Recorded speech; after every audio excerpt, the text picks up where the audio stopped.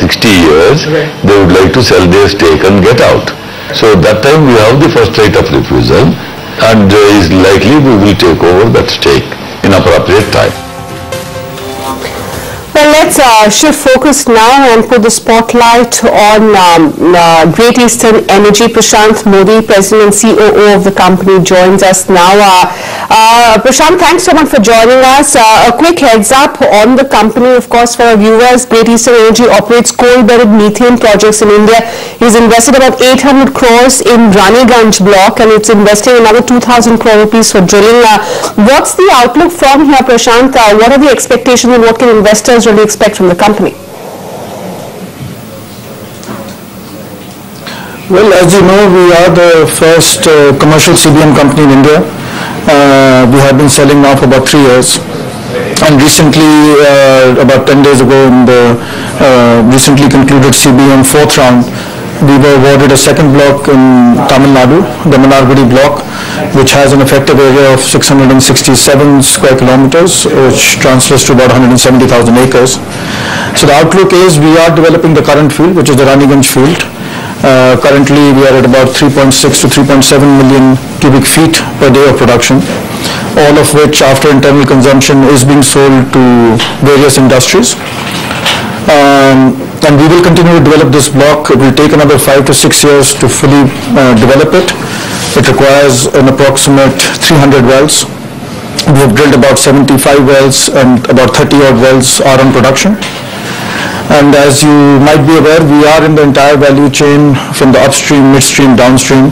So from the time we produce till the time it reaches the burner tip of the customer, it is controlled by Great Eastern.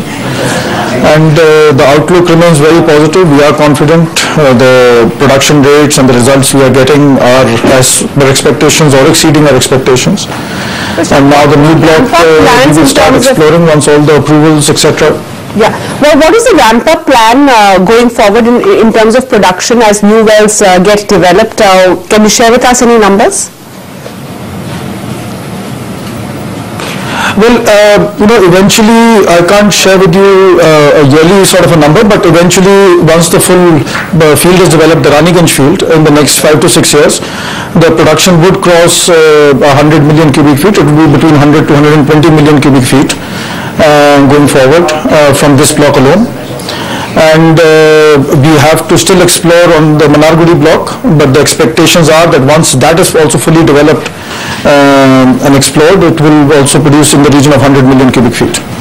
A quick understanding of your financials. You did post a $7 million pre-tax loss, and then you also have a little bit of a component of debt, about $35 million in debt. By when do you see the business break even, and how do you see the financials panning out? Well, the business has already broken even, and if you look at the numbers of this first quarter, which were announced on July 19th in the London Stock Exchange, so the company has broken even on a beta level and also covering the interest now. So on a revenue basis, the company is cash positive, and going forward, the company has enough funds in hand to develop the block, and the future expansion will be met through internal accruals, which will be more than sufficient to fund the operations. So you're not looking at any kind of money-raising plans right now. You're adequately funded for the kind of expansion that you're talking about. Yes, currently we are not, but once we start exploring the new block in Manargudi, and depending on what kind of results we get and how fast we get them, at that time, if there is a need, we could look at raising some money at the appropriate time. And what kind of means would you use to raise this money, and what kind of quantum would you have in mind if you have to develop a whole new block? Our minimum commitment for the minimum work program is in the region of about $21 million, which has to be basically as for the commitment spent over about 5 years. So if we start developing that block from the end of next year, that takes us down to 2015-16. And as I said, depending on the results, we could look at a $50 to $100 million raise at the appropriate time. But then again, it's in oil and gas, it depends on what the results dictate your investment. So we will, depending on the results, we will look at the most effective, cost-effective method for raising capital, whether it's equity, a mix of equity and debt. That will be decided at the appropriate time. Okay, Prashant, thanks so much for joining us. That's Great Eastern Energy for you. Listed at the AIM exchange, has broken into the black and, of course, has ambitious plans going forward. Moving on now, the big news coming in is that after just over a month after petrol prices were hiked, fuel retailers are set to raise prices yet again.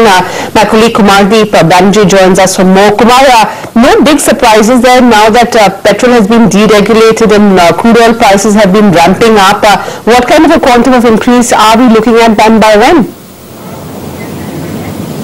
Well, ideally, it should have been in the month of July itself, but given that the Parliament is in session and we have seen the way the government, the opposition, or the government has been cornered by the opposition over the huge inflation